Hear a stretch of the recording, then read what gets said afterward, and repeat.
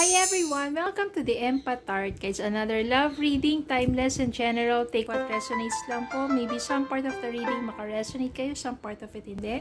Tignan natin ngayon kung anong love connections, lessons in life and guidance ang ating mababatid for this reading. Kaya mga aral sa buhay, gabay, buhay, pag-ibig, love connections ang ating mababasa.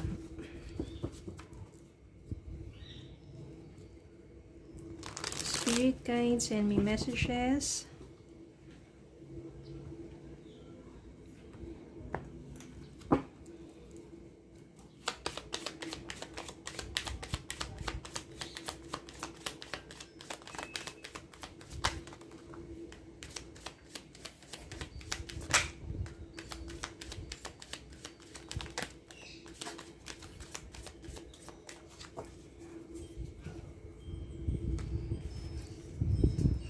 Ayan, so meron tayo ditong Four of Cups.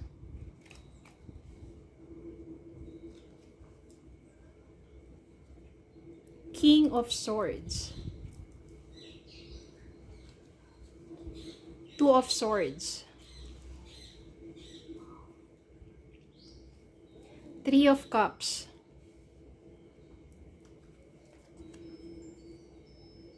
Three of Swords.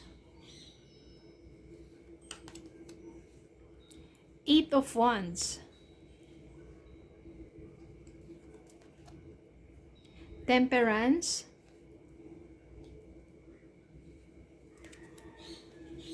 Queen of Wands. And Four of Wands.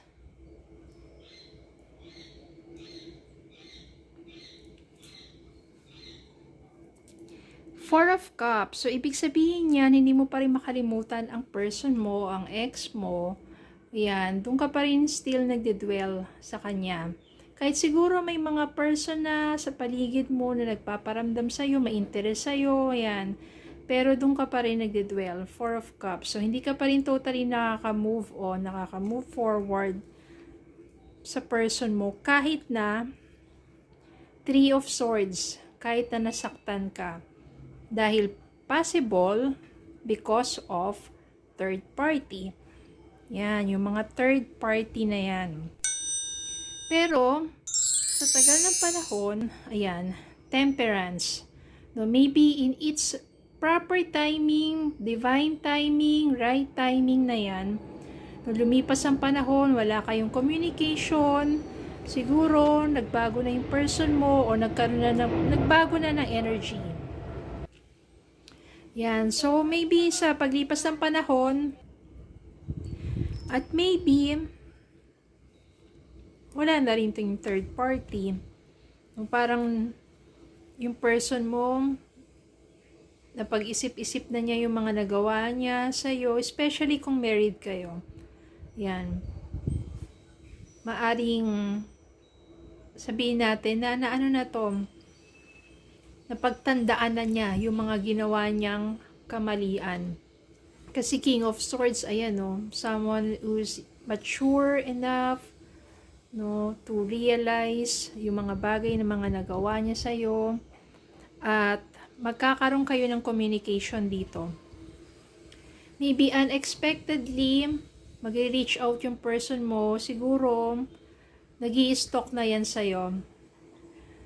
Ano lang yan, naghahanap lang yan ng lakas ng loob kung paano ka i-approach.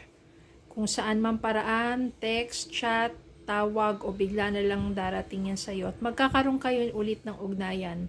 So kung matagal kayo no contact, magugulat ka na lang, magre-reach out yan sa'yo. Then, ang mangyayari dito kasi, yan, ikaw naman sobrang attractive ka na eh. O, you are passionate sa ginagawa mo, kaya mas pinapataas mo yung vibrations mo. Kaya siguro ganun, nag-flow yung energy mo dun sa person mo. Kaya napapag-isip-isip ka niya, lalo na kung ini-stalk ka niya, at nakikita niya sa social media mo na you are happy, you are doing well with your life, diba? Parang hindi ka affected Hindi ka na apektado sa mga nagawa niya o mga ginawa niya sa'yo. Mas pinaganda, mas pinabuti, mas pinaunlad mo yung sarili mo. Kaya doon, nag-backfire sa kanya yung mga ganon. Na parang, sayang, ganyan, ganito. Kaya yon, nang wala na siya ngayong iba, ikaw yung iniisip niya, gusto kanyang kausapin, eto, Two of Swords, lumabas yung Two of Swords kasi maybe undecided ka pa. Maaaring kung makakausap mo siya, syempre hindi naman basta-basta na biglang magtitiwala ka ulit o maniniwala ka ulit sa mga sasabihin niya, di ba? Makikiramdam ka muna, tapos papagtanto mo sa isip mo, tsaka sa damdamin mo, kung mahal mo pa ba to, kung paniniwalaan mo ba siya, kung tatanggapin mo siya muli. Pero sa una, mahihirapan ka mag-decide. Dun sa mga, sabihin natin, kung paniniwalaan ba siya, at mahihirapan ka mag-decide, especially kung gusto niya makipagbalikan. Pero darating to Four of Wands. Dadating sa point na muli talaga kayo magkakasama. Reunion, reconciliation, celebration of love. Maybe, palilipasin mo yung mga sabihin natin, or bibigyan mo siya ng panibagong chance, para mapatunayan na talaga nagbago na siya, at kung totoo yung mga sinasabi niya sa'yo sa time na nag-usap kayo. At siguro mapapagtanto mo na oo nga, parang yung chance na yon, yung another opportunity para sa inyong dalawa to start over, kasi nandito si Four of Wands. 11-11 cards, reunion, reconciliation. Kaya ganun talaga yung mangyayari sa inyo. Ayan. Ano kaya ang message ng ating botanical inspiration tungkol sa inyong connection? Tungkol sa connection na to. Dalawa. Yan. Phlox paniculata. Yan. Unanimity and harmony. He who lives in harmony with himself lives in harmony with the universe. By Marcus Aurelius. And lilac or lilac. Yan. First emotions of love. Love is the magician that pulls man out of his own hut, by Ben Hedge. Yan, first emotions of love. Siguro ito yung mararamdaman mo.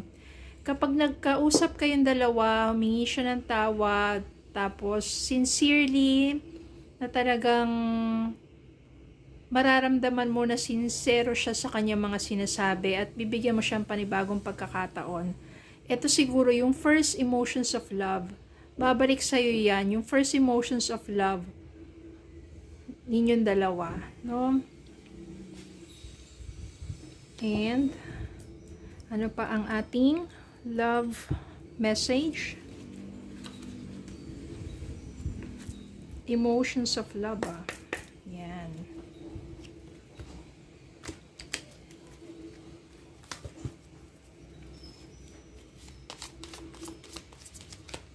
Oops. Ayun, yung nahulog. Yan. So, ito yung nahulog. You may not always understand why certain things happen. However, there is always a higher purpose to the events in your life. Through turmoil, a blessing will soon be revealed. Ayan. Siguro yung nangyari sa inyong dalawa before, isang pagsubok lang yan. No, ito yung turmoil sa buhay ninyo, pero a blessing will soon be revealed.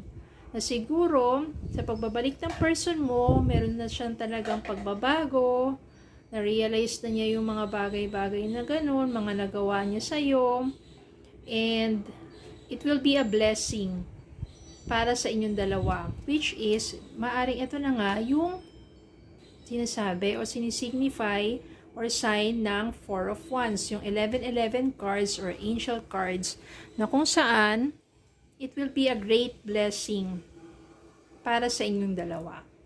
Okay? So, kung sa tingin mo, karapat-dapat pang bigyan ng panibagong chance, why not? Especially kung love mo pa siya at Kung nararamdaman mong sincere siya sa kanyang mga sinasabi, sa kanyang pagbabago at hingi ng patawad, then go on. Diba?